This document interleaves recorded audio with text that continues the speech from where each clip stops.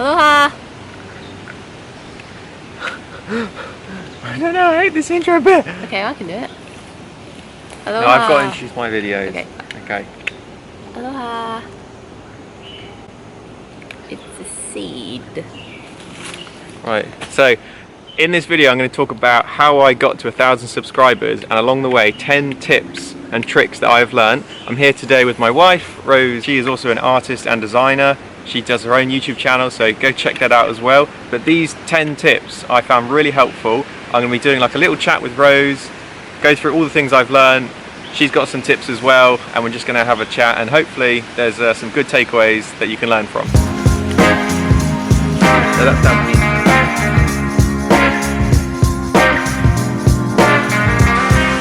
So my tip number one is to keep changing the camera angle.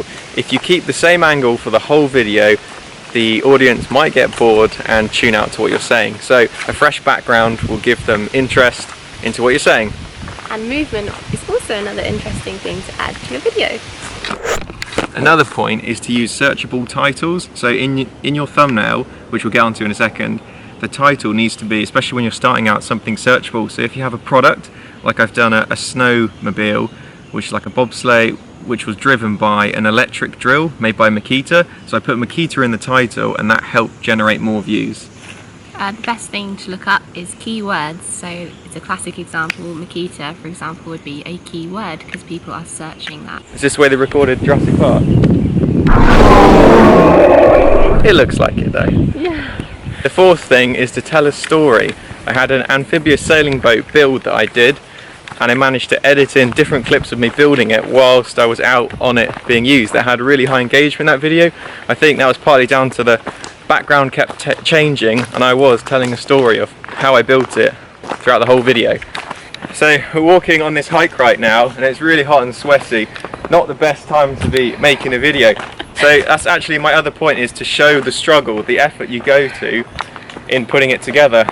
If you put a polished video together, no one really understands the effort you went to, the struggle you faced, and they don't get to celebrate the reward when you actually finish it.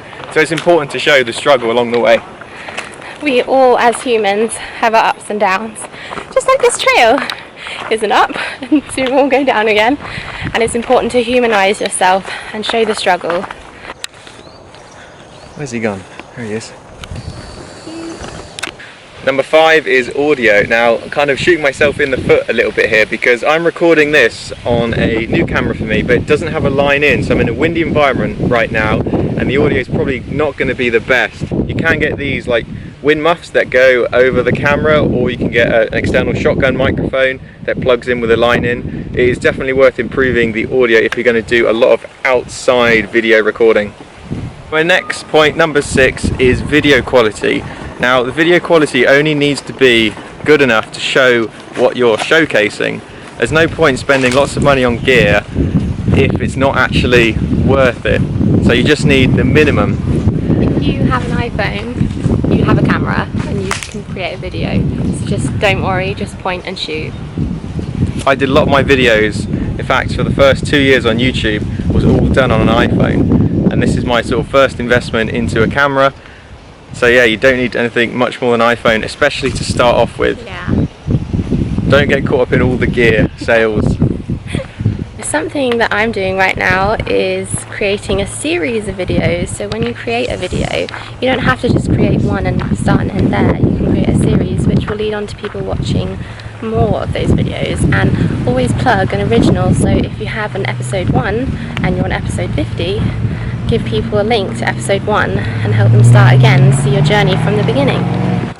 So Rose is actually recording a little bit for her YouTube channel right now, but we're about to make it to the top of this viewpoint. My number 9 point would be passion. You've got to be passionate about the subject you're talking about. If you're not interested, nobody's going to care. Almost at the top. So we just made it to the top. This is our view. It's incredible. The mountains behind us. And it brings me on to number 10. The most important thing is to actually have a story that's worth talking about in your videos. No amount of gear, or technology or really good editing will make a difference if the subjects you're talking about is not interesting. A really good tip for that is to tell a story, something that people can follow, something you've built, which is like things I do, the projects I make, something that is engaging all the way through and makes people want to stay to the end of the video. We're running out of time and it's pretty windy. There's one thing I missed to say. What makes the good video is the content itself. So these are just going to assist you, but the bulk of what's going to get the views or the traction, people coming back for more, the view count, the view time, is actually the content that you're creating. As long as it's something different and you're interested in, then it'll work.